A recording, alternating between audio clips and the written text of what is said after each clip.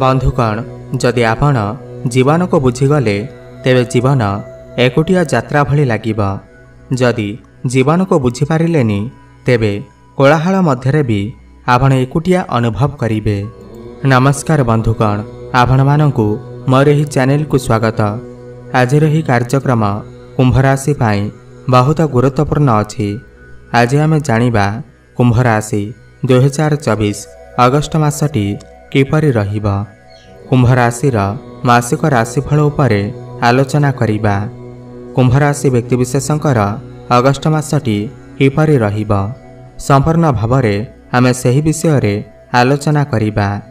सेमानकर स्वास्थ्य, शिक्षा, प्रेम संपर्क, वैवाहिक जीवन, भाग्य, क्यारियर एवं व्यापार वाणिज्य उपरे विस्तार भावरे आलोचना करिबा। नवग्रहंकर स्थिति मध्य देखिबा। नवग्रह कि प्रकार फल देबारे सक्षम हेबे। शेषरे अशुभत्व प्रदान करुथिबा ग्रहमानक पाई किछि विशेष प्रतिकार मध्य जानिबा। सेथिपाई भिडियोटी को शेष पर्यंत देखंतु। चलंतु आरंभ करिबा एही कार्यक्रम, जहाँकि जन्म राशि चंद्र राशि उपर आधारित। अगस्ट मास आरंभ रे कुंभ राशि रे नवग्रहंकर स्थिति विषय रे सर्वप्रथमे जानिबा। एहा पूर्वरु जदि आपणकर कुंभ राशि होइथाय एवं आपण भी ईश्वर को सच्चा हृदय भक्ति करती, विश्वास करती, तेबे एही भिडियोटी को लाइक करी कमेंट बॉक्स रे जय जगन्नाथ, हर हर महादेव अवश्य लिखि दियंतु। ता सर्वप्रथमे जानिबा एही अगस्ट मासरे कुंभ राशि रे नवग्रहंकर स्थिति किपरि रहिबा। जेबे अगस्ट मास आरंभ हेबा तो कुंभ राशि रे नवग्रहंकर स्थिति किछि एही प्रकार रहिबा जेमिति आपण स्क्रीन ने देखुछंती। बंधुगण राशि चक्रर 11तम राशि हेउछि कुंभ राशि एवं आपणकर राशिर अधिपति हेउछंती शनिदेव एवं शनि आपणकर प्रथम भावरे विराजमान अछंती। आपणकर द्वितीय भावरे राहु विराजमान अछंती। आपणकर अष्टम भावरे केतु विराजमान अछंती। आपणकर चतुर्थ भावरे मंगल एवं गुरु विराजमान अछंती। आपणकर षष्ठ भावरे सूर्य विराजमान अछंती एवं आपणकर सप्तम भावरे बुध एवं शुक्र विराजमान अछंती। ध्यान दे सुनंतु। सबुठु प्रथमे जानिबा आपणकर स्वास्थ्य किपरि रहिबा एही अगस्ट मास 2024 रे। बंधुगण प्रथम भाव होइथाय आपणकर स्वास्थ्यर भाव, इम्यूनिटी सिस्टमर भाव एवं प्रथम भावर अधिपति शनिदेव निज घरे प्रथम भावरे विराजमान अछंती।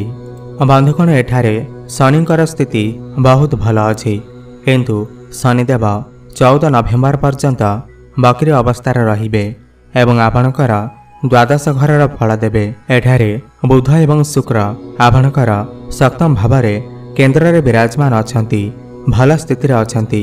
एही मासरे आपणकर स्वास्थ्य भल रहिबा, किंतु शनि बकरी हेबा जोगु समय समय रे आपणकु थकापण भली समस्या देखा देई पारे, मुंड बिंधा भली समस्या देखा देई पारे, एमिति छोट मोट ठंडा ज्वर भली समस्या देखा देई पारे। पाणीपागर परिवर्तन जोगु एही सब समस्या देखा देई पारे, किंतु कौनसी बड़ समस्या हेबार नाही। तो यह अगस्ट मासरे आपणकर स्वास्थ्य भल रहिबा, चिंता करिवार कौनसी आवश्यकता नाही। एबे जानिबा आपणकर शिक्षा क्षेत्र किपरि रहिबा एही अगस्ट मास 2024 रे विद्यार्थी मानक पाई किपरि रहिबा। बंधुगण पंचम भाव होइथाय आपणकर शिक्षा क्षेत्रर भाव एवं पंचम भावर अधिपति हेउछंती बुधदेव एवं बुध आपणकर सप्तम भावरे शुक्रंक सहित विराजमान अछंती। देखंतु बुधंकर स्थिति एठारे बहुत भल अछि। बुध केंद्र त्रिकोण राजयोग बनौछंती एवं आपणकर प्रथम भाव को देखुछंती। एही मासरे आपणकर पाठपढ़ार स्थिति बहुत भल रहिबा। बुध एठारे आपणकर ज्ञान को बढ़ौछंती, बुद्धि को बढ़ौछंती, आपणकु टैलेंटेड बनौछंती। ज्ञान एवं बुद्धि बल रे आपण पाठपढ़ा क्षेत्र रे बहुत अधिक उन्नति करिवे। खास करी 22 अगस्ट पूर्वरु आपणकर पाठपढ़ा बहुत भल रहिबा। आपणकर जदि कोनोसी एग्जाम अछि तो 22 अगस्ट पूर्वरु तो आपणकु शुभफल प्राप्ति हेबा।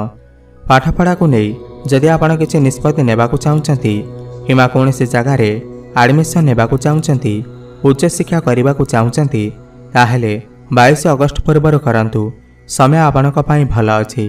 किंतु 22 अगस्ट पर बुध जेतेबेले बकरी अवस्था रहिबे तो आपणकर पाठपढ़ारे सामान्य समस्या देखा देई पारे एवं मंगल मध्य 26 अगस्ट को आपणकर पंचम भाव को आसीबे तो आपणकर पाठपढ़ारे एनर्जी बढ़िबा।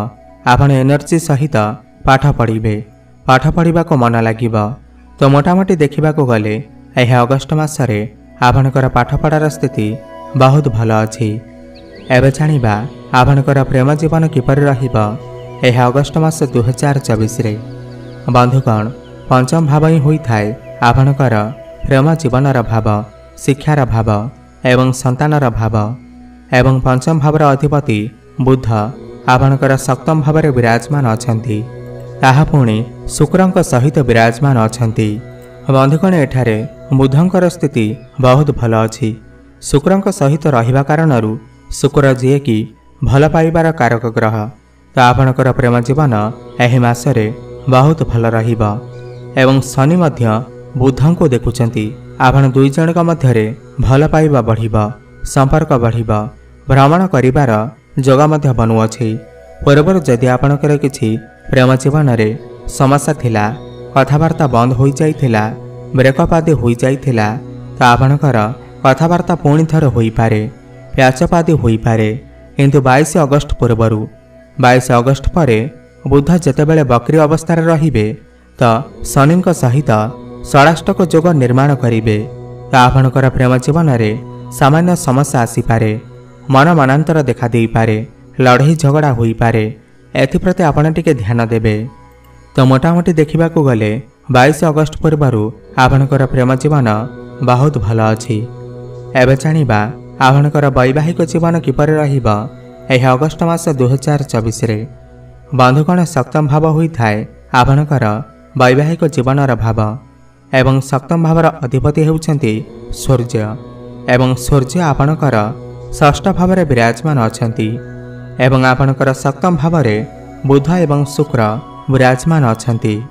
बंधुगण सप्तम भावर अधिपति सूर्य आपणकर षष्ठ घरे थिबारु तो 16 अगस्ट पर्यंत सूर्य आपणकर षष्ठ घरे अछंती, तो 16 अगस्ट पर्यंत आपणकर वैवाहिक जीवन भल नाही, मन मनांतर देखा देई पारे, परस्पर मध्यरे मत पार्थक्य देखा देई पारे, लड़ाई झगड़ा होई पारे। किंतु 16 अगस्ट पर जेतेबेले सूर्य आपणकर सप्तम भाव को गोचर करिवे तो आपणकर वैवाहिक जीवन को सुखमय बनइबे, आनंदमय बनइबे। आपण दुई जनक मध्यरे मधुर संपर्क स्थापन हेबा, भ्रमण करिवार मध्य जोग बनुअछि। आपणकर लाइफ पार्टनर क्यारियर रे ग्रोथ आसीबा।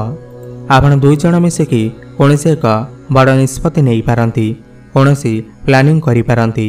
सरकारी स्तर रे आपणकु लाभ प्राप्ति हेबा, समाज रे आपणकु मान सम्मान प्राप्ति हेबा। तो मोटामोटी देखा गले एही मासरे आपणकर वैवाहिक जीवन बहुत भल अछि। एबे जानिबा सबुठारु गुरुत्वपूर्ण विषय वस्तु जहाँकि आपणकर भाग्य, क्यारियर एवं व्यापार वाणिज्य किपर रहिबा यह अगस्ट मास 2024 रे। बंधुगण नवम भाव होई थाए आपणकर भाग्यर भाव एवं दशम भाव होई थाए क्यारियर भाव। नवम भावर अधिपति हेउछंती शुक्र एवं शुक्र आपणकर सप्तम भाव में विराजमान अछंती। बंधुगण 25 अगस्ट पर्यंत आपणकर भाग्य बहुत भल अछि।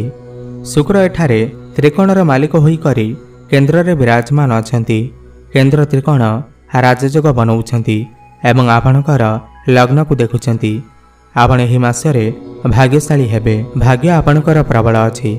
आपण भाग्य बल रे समस्त कार्य को करि परिबे एवं समस्त कार्य रे सफलता प्राप्ति करिबे। कम परिश्रम रे आपण बहुत अधिक सफलता प्राप्ति करिबे एवं बुध मध्य शुक्रंक सहित अछंती। आपणकर सप्तम भाव में लक्ष्मी नारायण राजयोग निर्माण हेउछि। तो आपण एही मासरे जदि किछि बड़ इन्वेस्टमेंट करने को चाहते कि कौनसी बड़ जिनिसर क्रय विक्रय करने को चाहते कि कौनसी बड़ कामर आरंभ करने को चाहते ताहले 25 अगस्ट पूर्व करंतु। भाग्य आपणकर साथ देव ଆପଣଙ୍କ ପାଇଁ ସମୟ ବହୁତ ଭଲ ଅଛି। ଭାଗ୍ୟ ବଳରେ ଆପଣଙ୍କୁ ସମୟ ସମୟରେ ଆକସ୍ମିକ ଧନ ପ୍ରାପ୍ତି ମଧ୍ୟ ହୋଇପାରେ। ଆପଣ ଏହି ମାସରେ କୌଣସି ଧାର୍ମିକ ସ୍ଥାନକୁ ଯାତ୍ରା କରିପାରନ୍ତି, ଭ୍ରମଣ ଆଦି କରିପାରନ୍ତି। ତ ମୋଟାମୋଟି ଦେଖିବାକୁ ଗଲେ ଏହି ମାସରେ ଆପଣଙ୍କର ଭାଗ୍ୟ ବହୁତ ଭଲ ଅଛି। କ୍ୟାରିୟରର କଥା ହେବା ଯଦି ଦଶମ ଭାବ ହୋଇଥାଏ କ୍ୟାରିୟରର ଭାବ ଏବଂ ଦଶମ ଭାବର ଅଧିପତି ହେଉଛନ୍ତି ମଙ୍ଗଳ ଦେବ ଏବଂ ମଙ୍ଗଳ ଆପଣଙ୍କର ଚତୁର୍ଥ ଭାବରେ ବିରାଜମାନ ଅଛନ୍ତି। ବନ୍ଧୁଗଣ, ମଙ୍ଗଳ ଆପଣଙ୍କର ଚତୁର୍ଥ ଭାବରେ ବସି ଆପଣଙ୍କର ଦଶମ ଭାବକୁ କ୍ୟାରିୟର ଭାବକୁ ଦେଖୁଛନ୍ତି। ଏହି ମାସରେ ଆପଣଙ୍କର କ୍ୟାରିୟର ବହୁତ ଭଲ ଅଛି। ଆପଣ ସମସ୍ତ କାର୍ଯ୍ୟକୁ ବହୁତ ସୁରୁଖୁରୁରେ କରିପାରିବେ।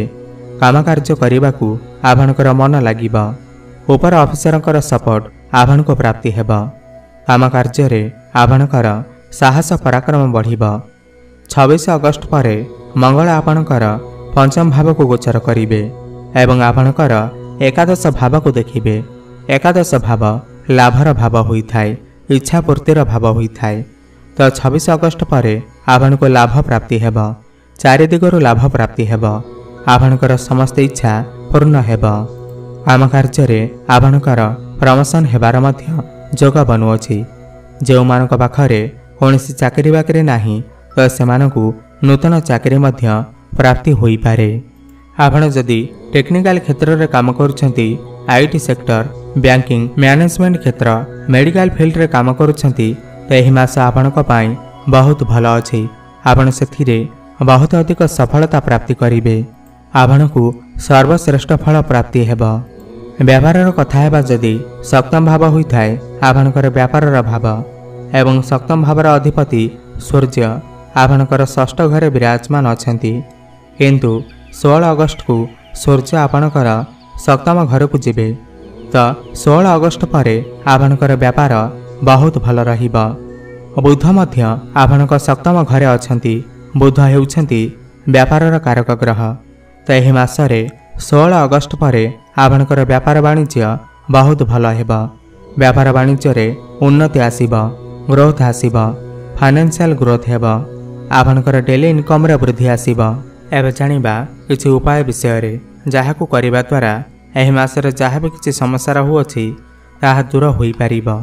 ସବୁଠୁ ପ୍ରଥମେ ତ ଆପଣ ଶନିଙ୍କର ବୀଜ ମନ୍ତ୍ରର ଜପ ଅବଶ୍ୟ କରନ୍ତୁ। ଓମ୍ ପ୍ରାଂ ପ୍ରିଂ ପ୍ରଂ ସହ ଶନିଶ୍ଚରାୟ ନମଃ 108 ଥର ପ୍ରତ୍ୟେକ ଦିନ ଜପ କରନ୍ତୁ। ଶୁଭଫଳ ପ୍ରାପ୍ତି ହେବ। ଆପଣ ପ୍ରତ୍ୟେକ ଦିନ ସୂର୍ଯ୍ୟଙ୍କୁ ଜଳାର୍ଘ୍ୟ ଅର୍ପଣ କରନ୍ତୁ ଏବଂ ହନୁମାନ ଚାଳିଶାର ପାଠ କରନ୍ତୁ ଏବଂ ବୁଧଙ୍କର ବୀଜ ମନ୍ତ୍ରର ଜପ ଅବଶ୍ୟ କରନ୍ତୁ।